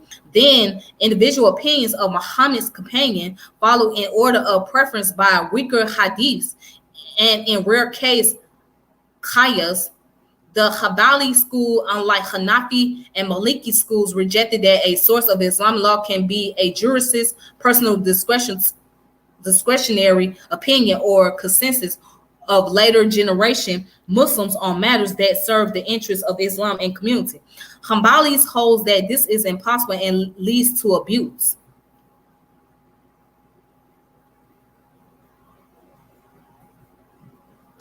All right, and here's the theology part. Ibn Hanbal taught that the Quran is uncreated due to Muslim belief that it is the word of God, and the word of God is not created. The Mutazilite taught that the Quran, which is readable and touchable, is created like other creatures and created objects. Ibn Hanbal viewed this as hearsay, replying that there are things which are not touchable but are created, such as the throne of God. Unlike the other three schools of Islamic jurisprudence, the Hanafi, Maliki, and Shafi, the Hanbali Madhab remained largely traditionalist or Athari in theology, and it was primarily Hanbali scholars who codified the Athari schools of thought. All right. So as of today, now what it says, relationship with Sufism. So Sufism, often described as the inner mystical dimension of Islam, is not a separate school or sect of the religion, but rather is considered by its adherents to be an inward way of approaching Islam, which complements the regular outward pillars of the practice of the five pillars. Sufism became immensely popular during the medieval period in practically all parts of the Sunni world and continues to remain in so many parts of the world today. As Christopher Melchert had pointed out, both Hanbalism and classical Sufism took concrete shape in the 9th and early 10th century, with both soon becoming essential components of high medieval Sunni synthesis.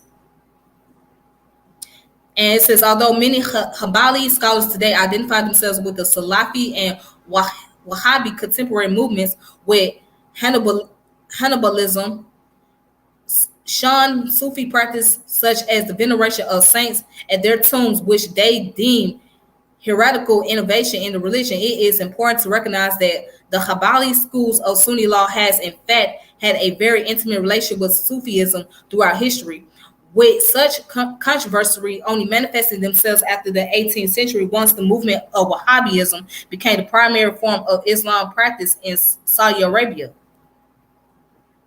And it goes on to say, there is evidence that many medieval Hanbali scholars were very close to the Sufi martyr and Saint Halaj, whose mystical piety seems to have influenced many regular jurists in the schools.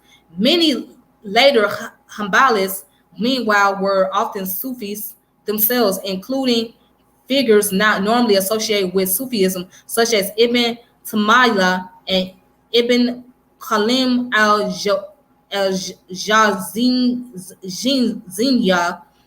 Both these men, sometimes considered to be completely anti-Sufi in their leanings, were actually initiated into the Qadiriya order of the celebrated mystic and Saint Abdul Qadir Galani, who was himself a renowned Hanbalist jurist. As the Qadiriya order is often considered to be the largest and most widespread Sufi order in the world, with many branches spanning from Turkey to Pakistan. One of the largest Sufi branches is effectively found on Hanbali Fig.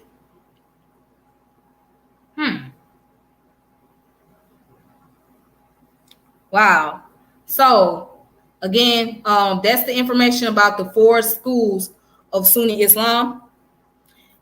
And what I'm going to do is I am going to show you guys some more information, share some more books that I showed y'all earlier. So let's look at the book called No God But God, The Evolution of Islam.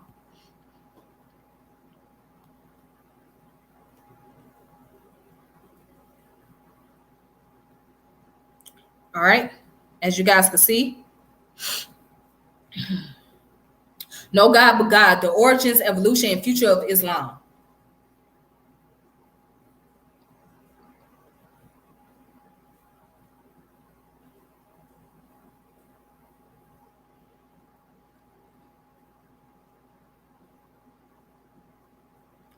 All right, so it says the sanctuary in the desert, pre-Islamic Arabia.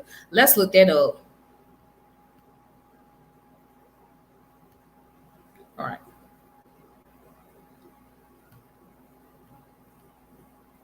Pre-Islamic Arabia. In the arid, desolated basin of Mecca, surrounded on all sides by the bare mountains of the Arabian desert, stand a small, nondescript sanctuary that the ancient Arabs referred to as the Kaaba, the cube. The Kaaba is a squat, roofless edifice made of unmortuated stones and sunk into a valley of sand. Its four walls so low it is said a young goat can leap over them, are swathed in strips of heavy cloth.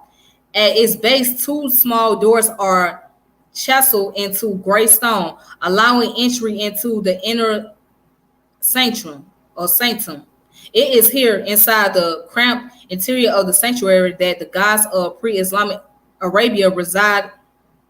Habel, the Syrian god of the moon, Al-Uzza, the powerful goddess of the Egyptian, knew as Isis. Oh, this is interesting. The Greek called Aphrodite, Al-Quba, the Nabatean god of writing and divination, Jesus, the incarnated God of the Christian, and his holy mother Mary. So you guys, hold on, let me pull this up for y'all to see. Okay. So as you can see, inside the cramped interior of sanctuary that the gods of pre-Islamic Arabia reside, Habal, the Syrian god of the moon, Al-Uzza, the powerful goddess of the Egyptian, knew as Isis, the Greek called Aphrodite, Al-Quba, the Nabatean god of writing and divination, Jesus, the incarnated God of the Christians, and his holy mother Mary. All right. And it goes on to say, in all there are said to be 360 idols housed in and around the Kaaba, representing every god recognized in the Arabian Peninsula. During the holy months, when the desert fairs and the great markets enveloped the city of Mecca, pilgrims from all over the peninsula made their way to this barren land to visit their tribal deities. They sang songs of worship and danced in front of the gods. They made sacrifices and prayer for help. Then, in a remarkable ritual, the origins of which are mystery, the pilgrims gather as a group and rotate around the Kaaba 7 times, some pausing to kiss each corner of the sanctuary before being captured and swept away again by the current of bodies. It says the pagan Arabs gather around the Kaaba believed their sanctuary to have been founded by Adam, the first man. They believed that Adam's original edifice was destroyed by the great flood, then rebuilt by Noah. They believed that after Noah, the Kaaba was forgotten for centuries until Abraham discovered it while visiting his firstborn son, Ishmael, and his concubine, Hagar, both of whom had been banished to this wilderness at the behest of Abraham's wife, Sarah. And they believed it was at this very spot that Abraham nearly sacrificed Ishmael before being stopped by the promise that, like his younger brother Isaac, Ishmael would also sire a great nation, the descendant whom now spend over the sandy Meccan valley like a desert heroine. Of course, these are just stories intended to convey what the Kaaba means, not where it come from. The truth is that no one knows who built the Kaaba or how long it has been there. It is likely that the sanctuary was not even the original reason for the sanctity of this place. Near the Kaaba is a well called Zazam, fed by a bountiful underground spring, which tradition claims had been placed there to nourish Hagar and Ishmael.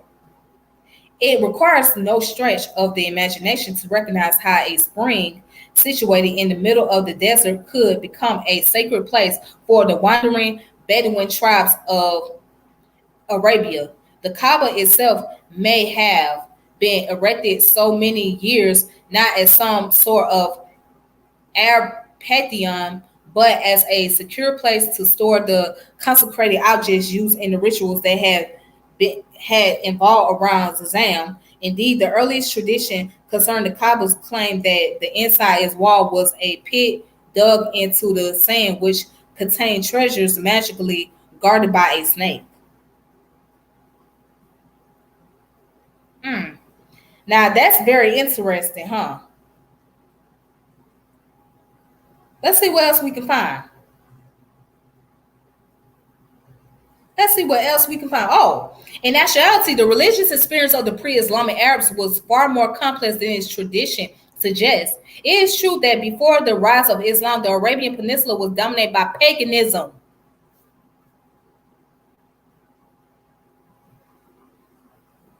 The Arabian Peninsula was dominated by paganism. Let's continue. But like Hinduism, paganism is a meaningless and somewhat derogatory catch-all term created by those outside the tradition to categorize what is in reality an almost unlimited variety of beliefs and practices. The word paganist means a rustic villager or a boor and was originally used by Christians as a term of abuse to describe those who follow any religion but theirs. In some ways, this is an appropriate designation. Unlike Christianity, paganism is not so much an unified system of beliefs and practices as it is a religious perspective, one that is receptive to a multitude of influence and interpretation, often, though not always, polytheistic. Paganism strives for neither universalism nor more absolutism. There is no such thing as a pagan creed or a pagan canon. Nothing exists that could properly be termed pagan orthodoxy or pagan heterodoxy. All right. And so, you know what? There was something interesting. Now, somewhere down here, it talks about the term Allah. It says, in contrast, paganism among the sedentary society of Arabia had developed from its earlier and simpler manifestation into a complex form of neo-animism, providing a host of divine and semi-divine intermediaries who stood between the creator God and his creation. This creator God was called Allah, which is not a proper name but a contraction of the word Allah, meaning simply the God. Like his Greek counterpart Zeus, Allah was created. Like his Greek counterpart Zeus, Allah was originally an ancient rain sky deity who had been elevated into the role of the supreme God of the pre-Islamic Arabs. Though a powerful deity to swear by, Allah's immense status in the Arab pantheon rendered him like most high gods, beyond the supplication of ordinary people. Only in times of great peril would anyone bother consulting him. Otherwise, it was far more expedient to turn to the lesser, more accessible gods who acted as Allah's intercessors, the most powerful of whom were his three daughters, Alat, the goddess, Al-Uzza, the Almighty, and Manat, the goddess of fate, whose name is probably derived from the Hebrew word manna, meaning portion or share. These divine mediators were not only represented in the Kaaba, they had their own individual shrine throughout the Arabian Peninsula. Alat in the city of Taif, Al Uzza in Nakal, and Manat in Kadal, or Kadal, or however you say it. It was to them that the Arabs prayed when they needed rain, when their children were ill, when they entered into battle or embarked on a journey deep into the treacherous desert and bodies of the jinn, those intelligent, imperishable, and lovable beings made of smokeless flames who are called genies in the West and who function as the nymphs, and fairies of Arabian mythology. Oh, there were no priestesses and no pagan scriptures in the pre-Islamic Arabia, but that does not mean the gods remain silent. They regularly revealed themselves through the ecstatic utterance of a group of cultic officials known as the Kahims. The Kahims were poets who functioned primarily as soothsayers and who, for a fee, would fall into a trance in which they would reveal divine messages through rhyming couplets. Ah, so don't it get interesting, right? It gets very interesting. So if you guys want to go ahead and read more about this, it's called No God But God, The Origins, Evolution, and Future of Islam. So basically it sounds like Islam before there was Islam, it was more like concept of how the Arabians were connected with nature, and they had their own way of worshiping nature. They understood nature through mythology, like how the African tribes understand nature through their mythology. And that's what it sounds like to me. So I have heard that the name Allah came from Alat, which is the female goddess, but it's a lot of information that goes into details about this. It really is. It's very amazing, I must say. So again, you can check that book out. Let me go ahead and go through some more information.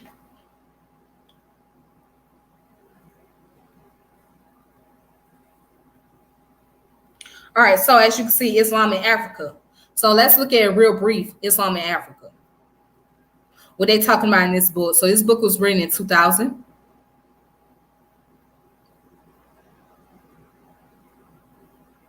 All right, it says Gateway to Africa, Egypt, and North Africa. And part 2 deals with West Africa and the Sudan. All right, so let's look at the Gateway to Africa, chapter 1, Egypt and North Africa, the first one.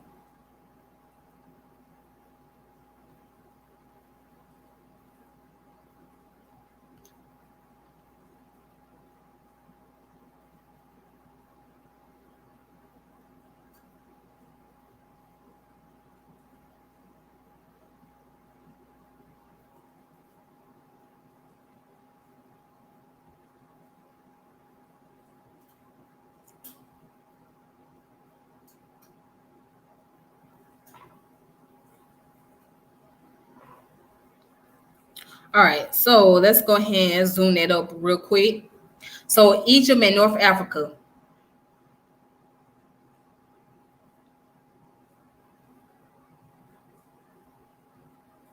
All right, the formation and dominance of Sunni orthodoxy.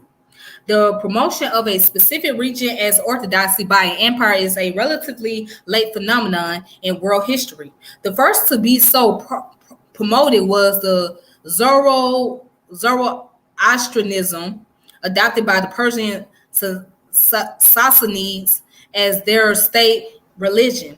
Islam, supported by the Arab caliphal dynasties of the Umayyads and Abbasids, as the religion of their far-flung empire after their rise in the 17th century, or the seventh century, was the most recent.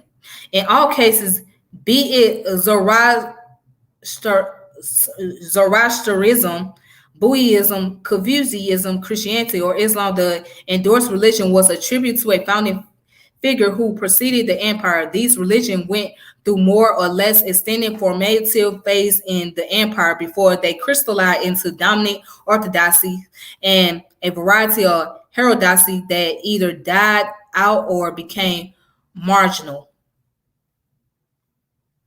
All right.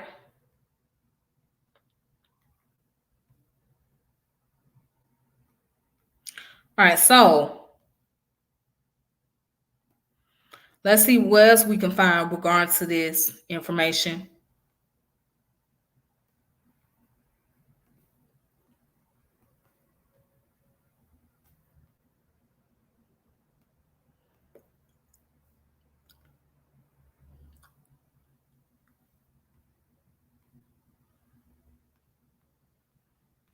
All right, so let's look at the political and centralization and religious reform. So by the 1700s, Europe had completely supplanted the Middle East and Northern Africa as the main commercial hub of the world. Not surprisingly, after the Middle East had been relegated to secondary status, the ensuing financial crisis crippled the central institution in the existing empire. Northern Africa was no exception. The Ottomans were barely able to hang on to control in Egypt, and they lost Algeria, Tanzania, and Libya to autonomous rulers or even dynasties whose own power in turn was largely limited to the coast. In Morocco, the Alawids effectively controlled only about 1/3 of the country, largely on the central plain around Rabat. After the shock of Napoleon invasion of Egypt in 1798, Northern African rulers bestirred themselves and introduced reform destined to residualize their state institution. All right. So let's see what else can we find about West Africa.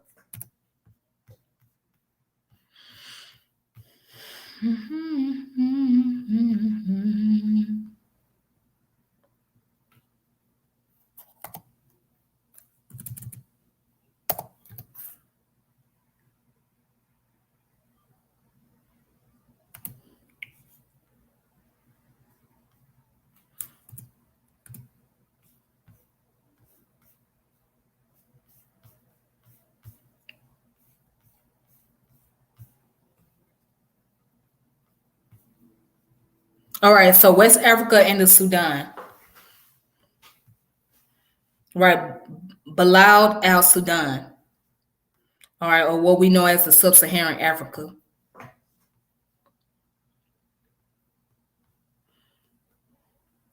All right, so right here it says the earliest Arab expedition in North Africa in the 7th and 8th centuries penetrated into the Sahara in two directions, one from Tripoli towards Fezzan and the other from the Sousse in southern Morocco.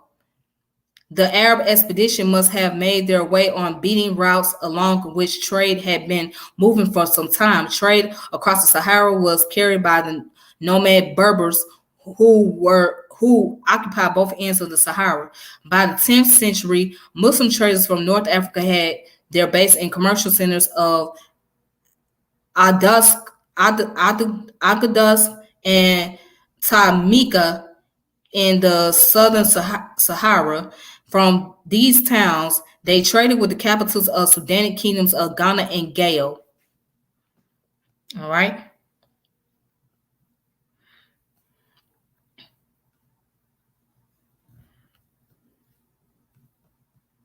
All right, and then it goes on to say,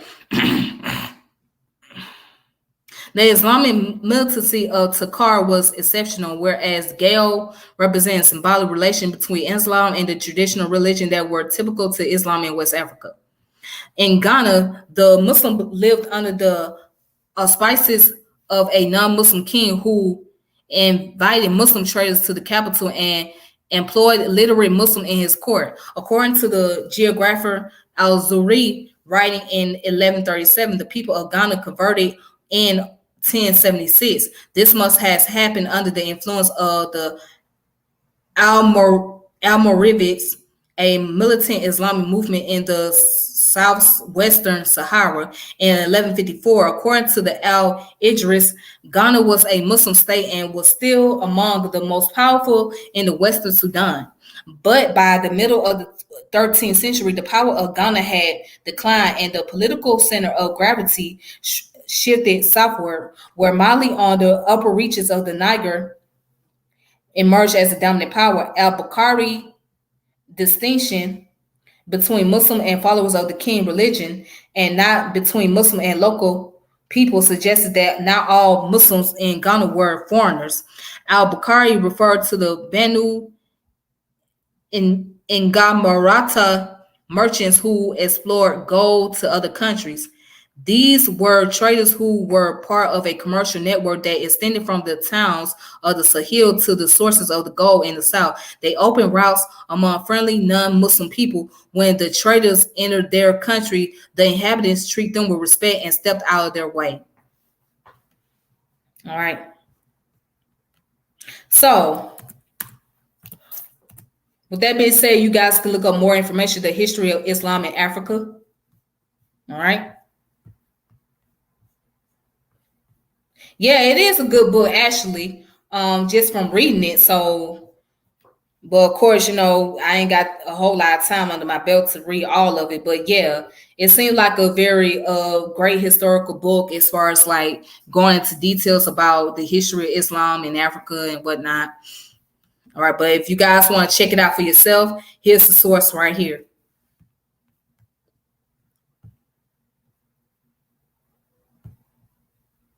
All right, and now I got the last source, which is called The Legacy of Arab Islam in Africa.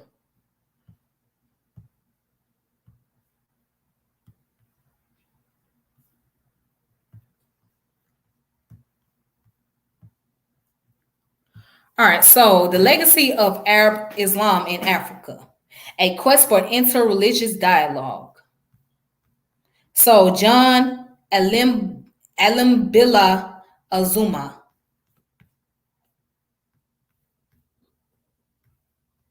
All right. And it came out in 2001, but it was republished in 2014.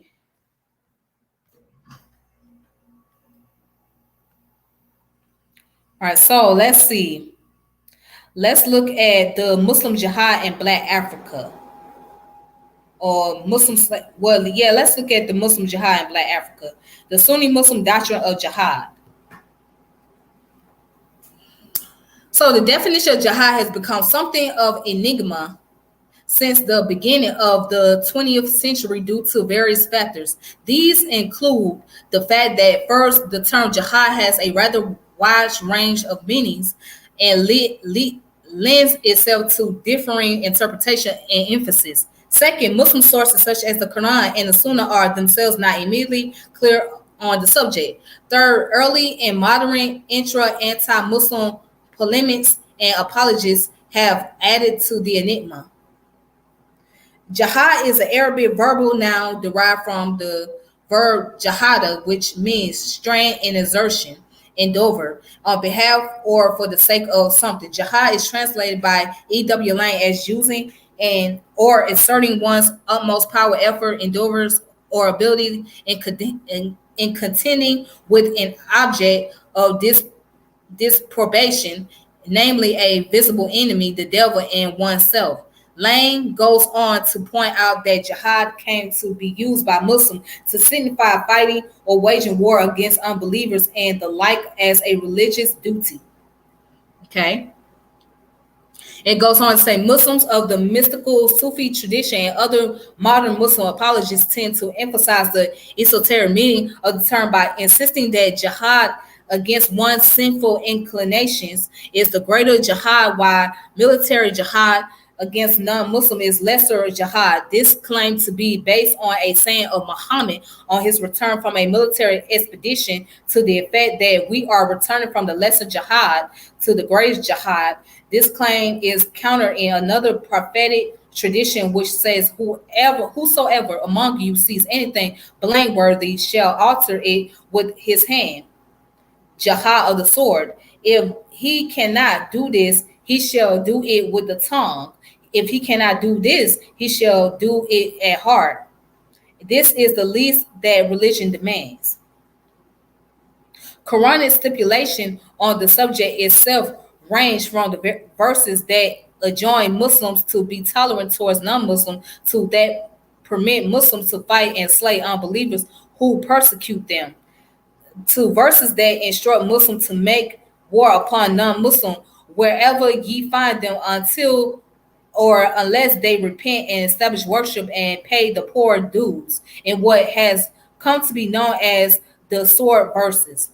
Classical Muslim thought tried to reconcile these apparently conflicting texts through the doctrine of Nashis, by which the generality of classical Muslim thought maintains the Quranic verses which sanction all-out warfare against non-Muslims recited during the latter years of Muhammad's life in Medina overruled those that stipulate peaceful and pacifist coexistence recited during the earlier years of Muhammad's mission in Mecca. As a result, the sword verse is said to have abrogated a large number of verses in the latter category.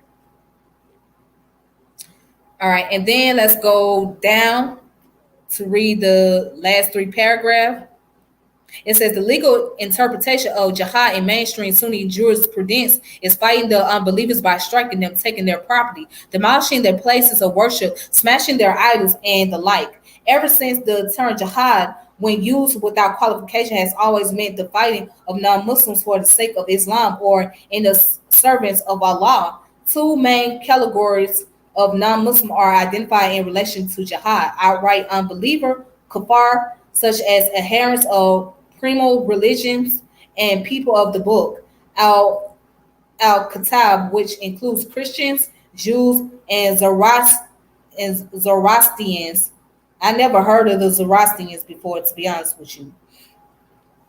With regard to the kafar, traditional Sunni jurists, with the exception of Malik ibn Anas, agreed they have three options when jihad is declared on them: conversion to Islam, enslavement, or death. Malik left the fate of the kafar to the discretion of the Muslim conqueror, Emir, who is at liberty to kill, enslave, or exact taxes from them. It will become clear as we perceive how African advocates of jihad invoke the classical ruling on the fates of the kafir in relation to traditional African believers. As far as the al-Kitab, the Jews, Christian, and Zoroastrians are concerned, they have the option of conversion to Islam or subjugation under Islamic rule as protected minorities. Wars between different group of Muslims were never regarded as jihad, at least according to the theory of general Sunni doctrine. Even though many wars were branded as such, there is even hesitation in referring to the struggle against renegade groups in Islam as jihad. The Succeeders or Khawaji, largely of Persian origin, who emerged against the background of early intra-Muslim political schism in about 661 CE, became known, among other things, for their reactionary and militant Puritanism. The Khawari declared all other Muslims who did not subscribe to their view as unbelievers. All right. So, and that's the information that I have and that I'm going to read. So if you guys want to read more into this, you guys can look it up. John Alam Bala Zuma. The name of the book is The Legacy of Arab Islam in Africa. Okay. And that's that. So now I'm going to leave y'all with our conclusion. At the end of the day, besides, again, you have to look at the psychology. And as we was reading, we was dealing with the psychology of how people apply religion, impose religion on other people. Now, again, there were those in the West African region who converted into Islam. Okay, they converted into Islam because they were doing trades. with the foreigners. You know what I'm saying? Then there were those in other parts of Africa that forced Islam upon the people. So, which they call it jihad. But in the Quran, I believe it teaches that it's haram to force people to become Muslim or to convert them if they choose not to. It is. So, but again, depends on what country you live in. You know what I'm saying? If that country is dominated by the Islamic doctrine and that's what they go by, the Quran or the Hadith or the Sharia law, then that's just what it is. That's what they go by. And those countries tends to be very extremist and very radical. All right. Where the other countries that don't follow the Quran or they don't have the Quran as far as their theocracy is concerned, but people have a choice of what they want to practice and what they want to believe. Now,